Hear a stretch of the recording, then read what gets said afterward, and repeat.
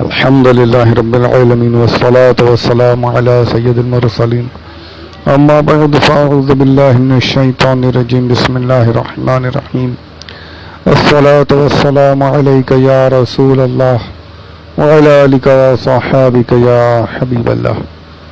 محترم سامعین السلام علیکم ورحمۃ اللہ. آپ سبھی کو رمضان مبارک کی آمد مبارک ہو. اللہ عز و جل اس مبارک مہینے کے صدقے و طفیل میں ہم سب کی، ہمارے والدین کی، تمام جہان کے مومنین کی، ہمارے بھائی بہنوں کی، سب کی مغفرت فرمائے، سب پر اپنی رحمتوں کے دروازے کھول دے، دنیا اور آخرت دونوں جہان کی پریشانیاں دور فرمائے. آمین بجاہ النبی الامین صلی اللہ علیہ وسلم. پارہ پہلا ہے الف لام میم، سورہ دوسری البقرہ، آیت نمبر 37. انشاءاللہ اس آڈیو میں اس آیت کو مکمل کریں گے. آیت مکمل ہو چکی، کچھ فوائد وغیرہ رہ گئے وہ عرض کر دوں. سب سے پہلے تو یہ کہ آدم علیہ السلام زمین پر تشریف لائے، گریہ وزاری کرتے رہے، توبہ استغفار کرتے رہے، اور روایتوں کے مطابق آدم علیہ السلام نے ہمارے پیارے آقا صلی اللہ علیہ وآلہ وسلم کا وسیلہ لگایا، آپ کے نام کا وسیلہ لیا. اللہ عز و جل نے آپ کی دعا قبول فرمائی، کلمات آپ کو عطا فرمائے. تو پتہ چلا کہ مقبولان بارگاہ کے وسیلے سے دعا کرنا یہ اللہ کے نبیوں کی سنت ہے، یہ کوئی بدعت یا خلاف شریعت بات نہیں ہے. دوسرا یہ بھی پتہ چلا کہ آدم علیہ السلام اپنی طرف سے دعائیں کرتے رہے، اور پھر اللہ عز و جل نے آپ کو کلمات سکھائے. فَتَلَقَّىٰ آدَمُ مِن رَبِّهِ کلمات، اللہ عز و جل نے آپ کو دعائیں سکھائیں، وہ دعا مقبول ہوئی. تو یہاں اس سے یہ پتہ چلا کہ یقیناً بہت سی وظائف، ورد و وظائف، اوراد وغیرہ کرنا یہ سب کچھ جائز ہے، لیکن جو اوراد، جو وظائف بڑوں کے ذریعے سے حاصل ہوتے ہیں ان کی بات کچھ اور ہوتی ہے. جیسے کہ ہمارے تصوف کی جو سلسلے ہوتے ہیں اس میں اجازت وغیرہ لی جاتی ہے. تو یہ یہیں سے اس آیت سے ہی ثابت ہو رہا ہے کہ اللہ عز و جل نے کلمات سکھائے، ان کا اثر ہی کچھ اور ہوا. تو یہاں پر جو پیر ہیں، جو مرشد ہیں، جو ہمارے بزرگان دین ہیں، جو وہ تعلیم فرما دیں، یقین ساری چیزیں بہت اثر رکھتی ہیں، پر ان کے ذریعے سے جو ہمیں اجازت مل جائے اور جو ان کی تعلیم سے حاصل ہو جائے اس کی بات اور افضل و اعلیٰ ہو جاتی ہے. الحمدللہ. یہاں یہ پتہ چلا کہ آدم علیہ السلام زمین پر تشریف لانے کے بعد سینکڑوں سال روتے رہے. تو رونا اللہ عز و جل کو بہت پسند ہے، گریہ وزاری کرنا بہت پسند ہے. روتے رہنا چاہیے اس کی بارگاہ میں، اور دعائیں کرتے رہنا چاہیے، گڑ گڑاتے رہنا چاہیے. اور یقین مانی جب یہاں رونا شروع کریں گے، یہاں روئیں گے، اس بارگاہ میں گریہ وزاری کریں گے، تو انشاءاللہ عز و جل دنیا والوں کے سامنے رونے سے بچے رہیں گے انشاءاللہ. تو اللہ کی بارگاہ میں رونے کی عادت ڈالیے. تنہائیوں میں، راتوں کی تاریکیوں میں اس کی بارگاہ میں سجدہ ریز ہو کر آنسو بہانے کی کوشش کرتے رہیے. رونا نہ بھی آئے تو رونے جیسی صورت بنا کر اللہ کی بارگاہ میں دعائیں کرتے رہنا چاہیے. کہ نیک لوگوں کی صورت بنا لینا، نیک لوگوں جیسی صورت بنا لینا، یہ بھی اللہ کی رحمت کو دعوت دیتی ہے، اللہ کی رحمت کی طرف بلاتی ہے. پھر وہاں پر یہ بھی پتہ چلا کہ اللہ عز و جل نے فرمایا انہ هو التواب الرحیم. توبہ کے بارے میں فرمایا اللہ نے توبہ قبول کی. پھر آگے یہ ہو رہا ہے کہ بے شک وہ بڑا توبہ قبول کرنے والا رحیم ہے. تو یہاں سے یہ پتہ چلا کہ کوئی یہ نہ کہے کہ میں نے توبہ کی تو اب اللہ پر واجب ہو گیا کہ وہ توبہ قبول کر لے میری.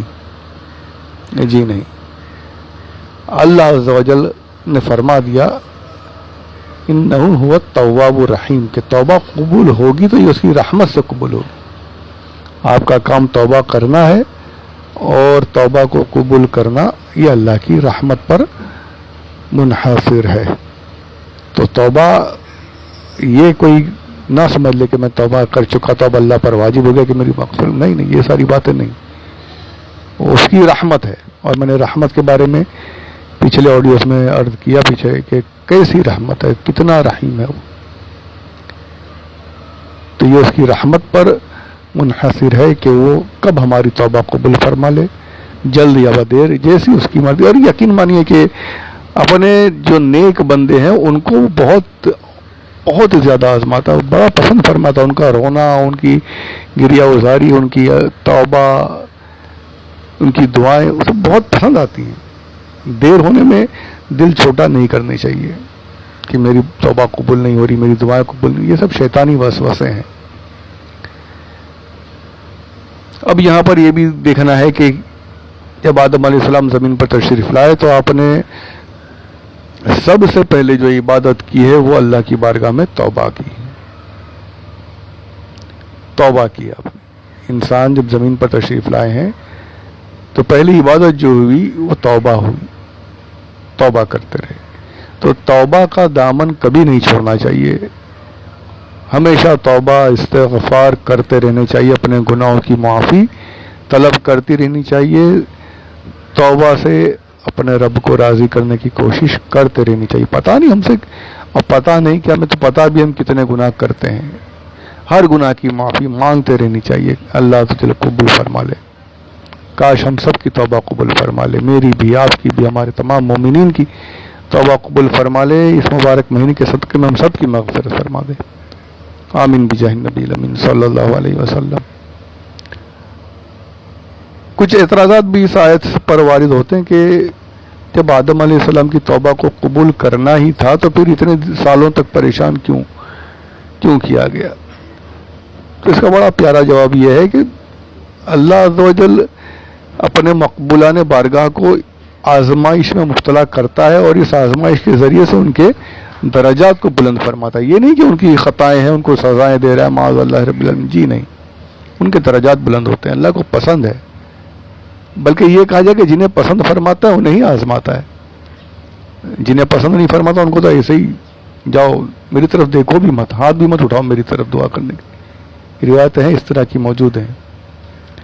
تو جنہیں پسند فرماتا انہیں آزمائش میں مبتلا کرتا ہے اور ان آزمائشوں کی وجہ سے ان کے درجات کو بلند فرماتا ہے. تو یہ وسوسہ ہے کہ اللہ نے آدم علیہ السلام کو کیوں اتنا تکلیف میں مبتلا کیا. یہ اللہ کی حکمت ہے, اللہ کی مشیت ہے, آزمائش کے ساتھ درجات کو بلند فرماتا ہے.